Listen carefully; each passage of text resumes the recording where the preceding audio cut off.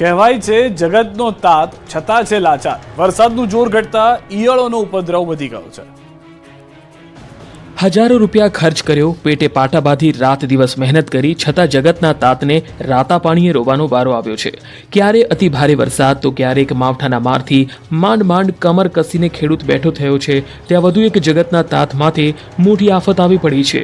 વરસાદનું જોર ઘટતા સુરતના વિસ્તારમાં ઈયળોનો ઉપદ્રવ વધી રહ્યો છે. સુરતના ઓલપાડના સાયણ ગામે ખેડૂતોના ખેતરમાં ઈયળોના ઢગલા જોવા મળ્યા. ઈયળો ઊભો પાક ખતમ કરી રહી છે. ખેડૂતોના સારા ઉત્પાદન અને ઉચ્ચ ભાવના સ્વપ્ન રોડાઈ રહ્યા છે.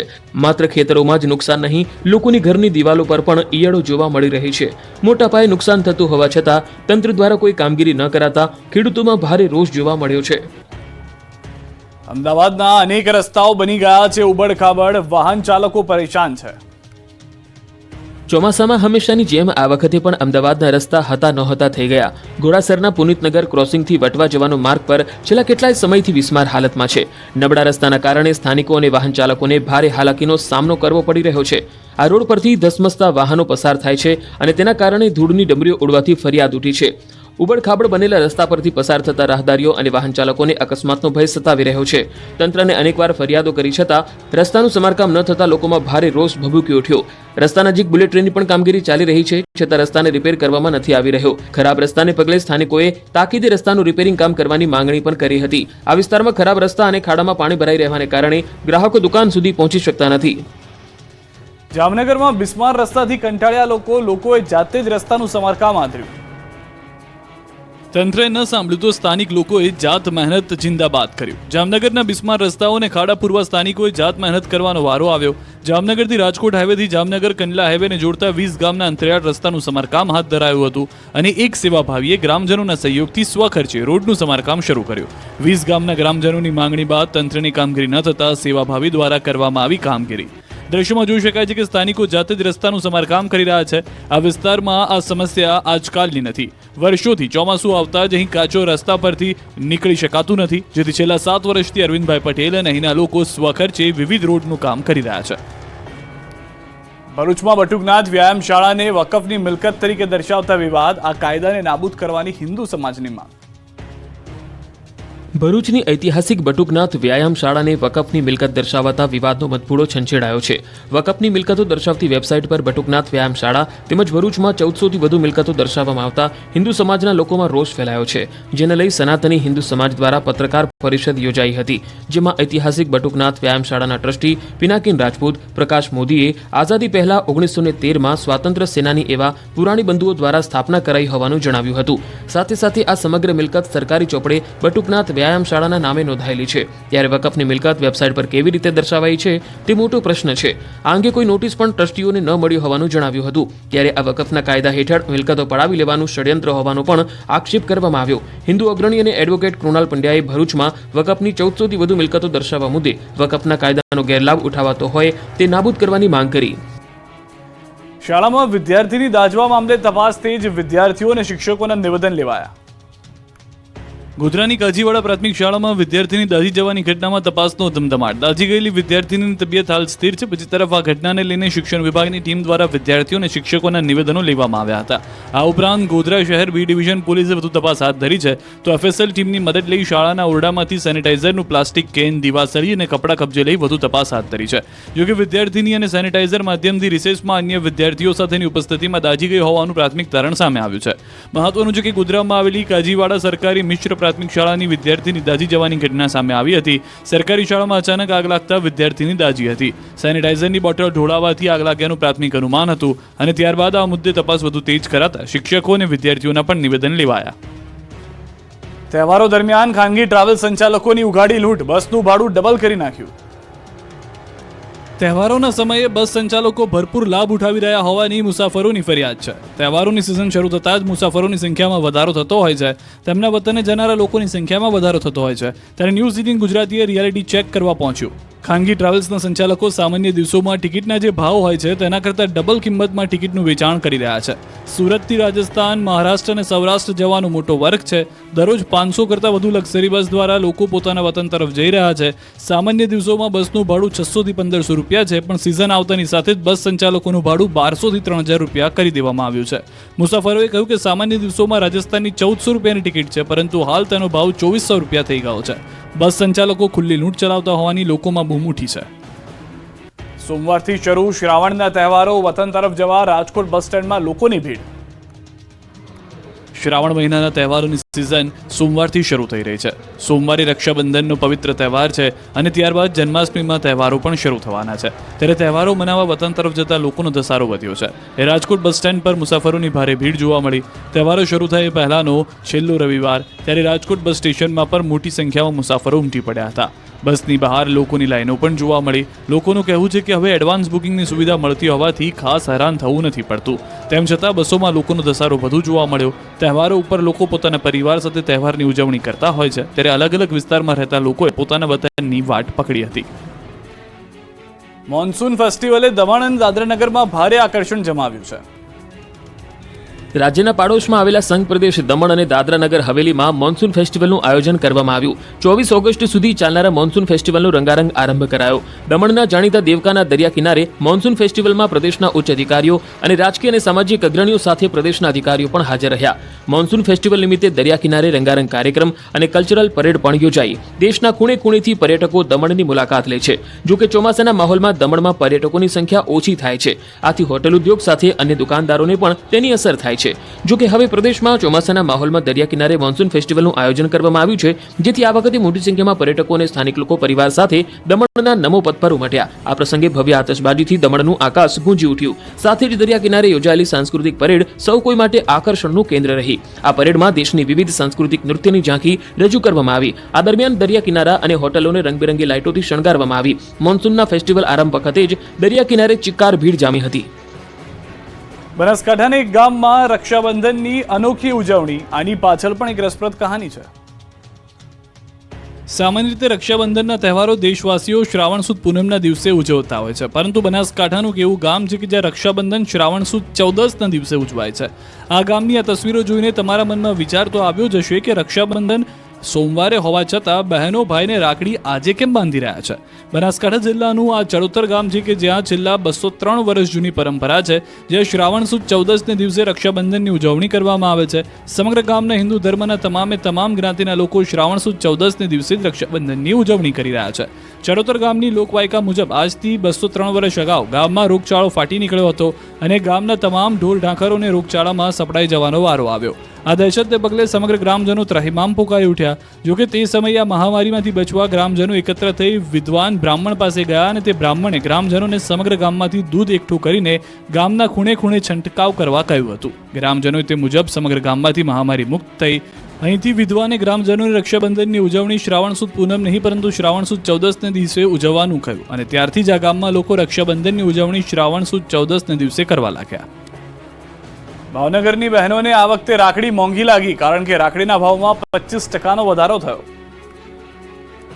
પવિત્ર રક્ષાબંધનને હવે ગણતરીનો જ સમય બાકી છે, ત્યારે ભાવનગર શહેરના વિવિધ વિસ્તારોમાં રાખડીના સ્ટોલ્સ અને દુકાનોમાંથી રાખડીનું 10 રૂપિયાથી લઈને 150 રૂપિયાના ભાવે વેચાણ થઈ રહ્યું છે. આ વર્ષે રાખડીના ભાવમાં 25% વધારો થયો હોવાનું રાખડીના વેપારીઓએ જણાવ્યું. તેમણે કહ્યું કે હાલ વેચાણ થોડું ધીમું છે, પરંતુ છેલ્લી ઘડીની ખરીદીમાં વેચાણ વધવાની આશા છે. રાખડીની વેરાયટીમાં આ વર્ષે ડાયમંડ અને મેટલની રાખડીઓ ધૂમ મચાવી રહી છે, જ્યારે રુદ્રાક્ષવાળી રાખડીઓ પણ વધુ વેચાઈ રહી છે. બાળકો માટેની લાઇટવાળી અને કાર્ટૂનવાળી રાખડીઓએ આકર્ષણ જમાવ્યું. બીજી તરફ નણંદ ભાભી એકબીજાને રાખડી બાંધે તેવું ચલણ વધી રહ્યું છે, તેથી ભાભીને બાંધવા માટે ખાસ લુંબા રાખડી પણ બજારમાં વેચાઈ રહી છે. સોના ચાંદીની રાખડી ખરીદવા માટે પણ બહેનોમાં ઉત્સાહ જોવા મળી રહ્યો છે. ચાંદીની રાખડીની કિંમત 500 રૂપિયાથી શરૂ થાય છે, જ્યારે સોનાની રાખડીની 5000થી શરૂ થાય છે. ભાઈની રક્ષા માટે સોના ચાંદીની રાખડી ખરીદવા લોકો થયા પાગલ. રક્ષાબંધનને લઈને ભાઈની રક્ષા માટે બજારમાં રાખડીઓની ધૂમ ખરીદી થઈ રહી છે, ત્યારે આ વખતે બહેનો પોતાના ભાઈની રક્ષા માટે સોના ચાંદીની રાખડી ખરીદવા ક્રેઝી થયા છે. અમદાવાદમાં સોના ચાંદીના ભાવ ઘટતા હવે બજારમાં સોના ચાંદીની ખરીદી જોવા મળી રહી છે. રક્ષાબંધનના પર્વ પર અમદાવાદના સોના ચાંદીની રાખડી ખરીદવાનો ટ્રેન્ડ જોવા મળ્યો છે. બહેનો પોતાના ભાઈ માટે રક્ષાબંધનના પવિત્ર તહેવારે સોના ચાંદીની રાખડી આપી રહી છે. માર્કેટમાં સોના ચાંદી માટે અવનવી વેરાયટી જોવા મળી. 10,000થી લઈને 80 લાખની કિંમત સુધીની સોનાની રાખડી બજારમાં જોવા મળી રહી છે, જ્યારે ચાંદીમાં 50 લાખની કિંમતનો સ્ટોક આવ્યો છે. આ વખતે રાખડી ખરીદવા માટે જ્વેલર્સની દુકાનમાં સૌથી વધારે ભીડ જોવા મળી. બહેનો રુદ્રાક્ષવાળી, ઓમ ગણપતિ લખેલી રાખડીઓ વધારે પસંદ કરી રહ્યા છે. ઓમ, સ્વસ્તિક, હેપી બ્રધર, બેસ્ટ બ્રધર સહિતની રાખડીના વધારે ઓર્ડર મળી રહ્યા છે. બનાસકાંઠાની મૂકબધિર મહિલા હસ્તકલાની વસ્તુઓ બનાવી બન્યા આત્મનિર્ભર. મૂકબધિર મહિલાઓ માટે પ્રેરણારૂપ. આપ દ્રશ્યોમાં પોતાના હાથેથી અનેક હસ્તકલાની ચીજવસ્તુઓ તૈયાર કરતી જે મહિલાઓને જોઈ રહ્યા છો તે મહિલા કોઈ સામાન્ય મહિલા નથી, પરંતુ આ મહિલા મૂકબધિર મહિલા છે, જે તો ન બોલી શકે છે ન તો સાંભળી શકે છે. આજે પાલનપુરના હનુમાન ટેકરી વિસ્તારમાં રહેતા હેતલબેન મોઢ. આર્થિક સંકટ હોવા છતાં હેતલબેન મોઢે હિંમત હાર્યા વગર પરિવારની જવાબદારી પોતાના શિરે ઉપાડી લીધી. પાલનપુરની જ એક સંસ્થા પાસેથી પોતે હસ્તકલાની તાલીમ મેળવી હસ્તકલાને જ પોતાના પરિવારનો આર્થિક સ્ત્રોત બનાવ્યો. અલગ અલગ હસ્તકલાની ચીજવસ્તુઓ તૈયાર કરી તેનું વેચાણ કરી આત્મનિર્ભર બન્યા. પોતાના હુનર આવડત થકી મહિને 10,000ની કમાણી કરી સ્વમાનભેર પોતાના પરિવારનું ગુજરાન ચલાવી રહ્યા છે. છેલ્લા 2 વર્ષથી હેતલબેન મોઢ હસ્તકલાની અવનવી ચીજવસ્તુઓ બનાવી આર્થિક રીતે પગભર બન્યા. હેતલબેને હસ્તકલાની અવનવી ડિઝાઇનવાળી ડાયમંડ, મોતી, રુદ્રાક્ષ અને કાર્ટૂનવાળી રાખડીઓ સહિત ગિફ્ટ પેકિંગ જેવી 200 થી 300 પ્રકારની મનમોહક રાખડીઓ બનાવી છે. તેમજ 5 થી વધુ દિવ્યાંગ મહિલાઓને તાલીમ આપી આત્મનિર્ભર બનાવવાનું કાર્ય કર્યું. ત્યારે મક્કમ મનોબળ અને દ્રઢ આત્મવિશ્વાસ આગળ શારીરિક ક્ષતિ પણ ઘૂંટણીએ પડે આ વાક્ય સાર્થક થયું છે.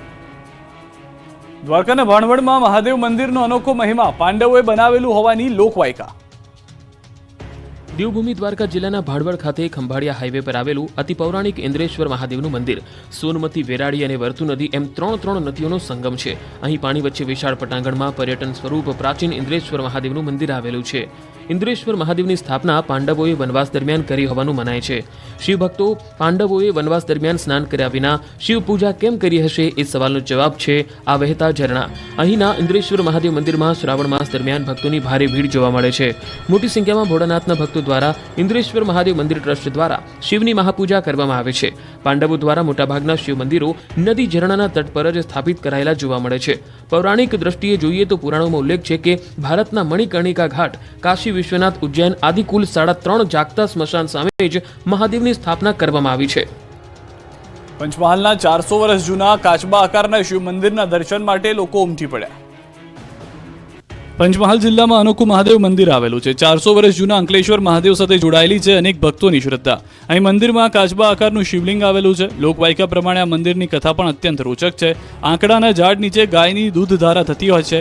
આ બાબતની જાણ ગાયના માલિક અને એક અઘોરી સાધુને થઈ. ત્યારબાદ અહીં કાચબા આકારના શિવલિંગની સ્થાપના કરવામાં આવી. અઘોરી સાધુ દ્વારા સ્થાપિત આ શિવલિંગને તાંત્રિક મહાદેવ તરીકે પણ ઓળખવામાં આવે છે.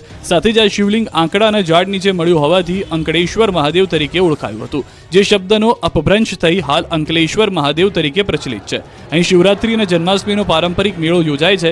શ્રાવણ માસમાં અહીં દર સોમવારે શિવલિંગ અને વિશિષ્ટ શૃંગાર કરવામાં આવે છે. મંદિરમાં આવતા ભક્તો જણાવે છે કે અહીં આવવાથી મનને શાંતિ મળે છે, તેમજ મહાદેવની ભક્તિથી તમામ મનોકામના પૂર્ણ થાય છે. અંકલેશ્વર મહાદેવ મંદિર પરિસરમાં અંબે માતા અને હનુમાનજી દાદાનું મંદિર પણ આવેલું છે. અહીં દરરોજ સવારે અને સાંજે ગોધરાના શહેરીજનો મોટી સંખ્યામાં દર્શનાર્થે આવે છે. એ સિવાય પણ દૂર દૂરથી આસ્થાળુઓ પોતાની મનોકામના સાથે અહીં આવી દર્શન કરી ધન્યતા અનુભવી રહ્યા છે. પાકિસ્તાની મહિલા 30મી વખત પીએમ મોદીને રાખડી બાંધશે. પાકિસ્તાનમાં જન્મેલી આ મહિલા સતત 30મી વખત પીએમ મોદીને રાખડી બાંધશે. વડાપ્રધાન નરેન્દ્ર મોદીને પોતાનો ભાઈ માનીને છેલ્લા 29 વર્ષથી રાખડી બાંધી રહેલી ફરી એકવાર દિલ્હી જશે અને પોતાના ભાઈને રાખડી બાંધશે. 19મી ઓગસ્ટના રોજ રક્ષાબંધનના દિવસે તેમને રાખડી બાંધવા દિલ્હી જવાની તૈયારી કરી રહી છે. આ સતત 30મું વર્ષ હશે જ્યારે કમર શેખ પોતાના ભાઈ અને દેશના વડાપ્રધાન નરેન્દ્ર મોદીને રાખડી બાંધશે. પ્રધાનમંત્રી નરેન્દ્ર મોદીને ભાઈ માનનારી કમર શેખનો જન્મ પાકિસ્તાનના કરાચી શહેરના એક મુસ્લિમ પરિવારમાં થયો. વર્ષ 1981માં કમર શેખે મોહસિન શેખ સાથે લગ્ન કર્યા. ત્યારથી તે ભારતમાં સ્થાયી થયા છે. વર્ષ 1990થી કમર શેખ પીએમ મોદીના સંપર્કમાં છે. કમર શેખ પીએમ મોદીને પોતાના ભાઈ અને પીએમ મોદી તેમને બહેન માને છે. રક્ષાબંધનના તહેવારને ધ્યાનમાં રાખીને કમર શેખ પોતાના હાથથી પીએમ મોદી માટે રાખડી બનાવે છે અને પીએમ મોદીના કાંડા પર રાખડી બાંધે છે. બજારમાંથી રાખડી ખરીદતા નથી, પરંતુ દર વર્ષે રક્ષાબંધન પહેલા જાતે જ રાખડી બનાવી પીએમને રક્ષારૂપી રાખડીનો ધાગો બાંધે છે. આ વખતે વેલ્વેટથી રાખડી બનાવી છે, તેમાં મોતી અને જરદોશીનો ઉપયોગ કર્યો છે. વરસાદને કારણે રાજ્યના મોટાભાગના રોડ ખખડધજ બની ગયા છે. લોકોના હાડકાં ખોખરા થઈ જાય તેવી સ્થિતિ સર્જાઈ ગઈ છે. ત્યારે રાજકોટના આજી ડેમ ચોકડી નજીક એક ટ્રાફિક વોર્ડને મનપાની કામગીરી જાતે કરી છે. સમાજ પ્રત્યે તેની જવાબદારીને બખૂબી નિભાવી. બિસ્માર રસ્તામાં કોઈ રાહદારી પડે કે આખડે નહીં, કોઈને ઈજા ન થાય તે માટે જવાને ખુદ ખાડા પૂરવાનું કામ કર્યું. એક તરફ ટ્રાફિકના સંચાલનની જવાબદારી, બીજી તરફ ખાડા જાતે પૂરી તેણે પોતાની નિષ્ઠાનો પરિચય આપ્યો. આ ઘટના મહાનગરપાલિકાના એસી ચેમ્બરમાં બેસતા અધિકારીઓને તમાચા સમાન છે.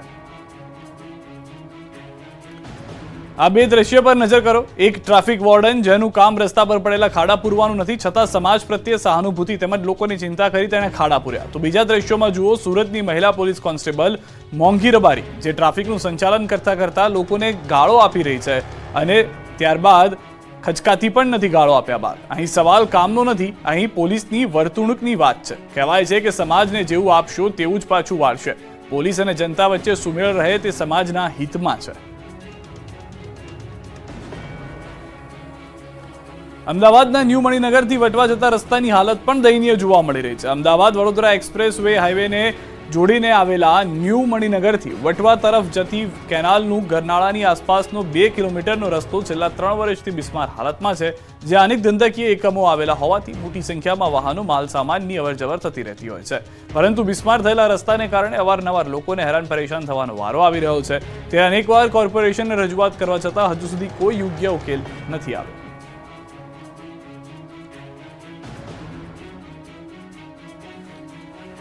રાજ્યના સરકારી કર્મચારીઓ માટે મહત્વના સમાચાર. સરકારી કર્મીઓને હવે વિદેશ પ્રવાસે જવું કઠિન બનશે. ચાલુ નોકરીએ વિદેશ પ્રવાસ જવું હશે તો મહિના પહેલા એનઓસી લેવી ફરજિયાત છે. સરકારી કર્મચારીએ આ માટે કર્મયોગી પ્લેટફોર્મ પર અરજી કરવી જરૂરી રહેશે. રાજ્યના જળ સંપત્તિ, પાણી પુરવઠા, નર્મદા અને કલ્પસર વિભાગે જાહેર કરેલી નવી સૂચના મુજબ હવે સરકારી કર્મચારીઓને વિદેશ પ્રવાસ જવું વધારે કઠિન બનશે. કોઈ પણ સરકારી કર્મચારીએ વિદેશ પ્રવાસે જવું હોય તો તેમની રજાની તારીખના 1 મહિના અગાઉ એનઓસી લેવું ફરજિયાત રહેશે. વળી કર્મયોગી પ્લેટફોર્મ પર અરજી કરતી વખતે કર્મચારીને જરૂરી દસ્તાવેજો સાથે ઓનલાઈનમાં જોડી શકાશે. જો દસ્તાવેજો અધૂરા હશે તો અરજીને પરત કરવામાં આવશે. આ નવા નિયમો સાથે રાજ્ય સરકાર દ્વારા સરકારી કર્મચારીઓના વિદેશ પ્રવાસ માટે એક સચોટ અને કડક માર્ગદર્શિકા તૈયાર કરવામાં આવી રહી છે. આ પગલાં રાજ્યની શાળાઓના કેટલાક શિક્ષકો વિના મંજૂરીના વિદેશ જવાની ઘટનાને ભોગ બન્યા પછી લેવામાં આવ્યા છે.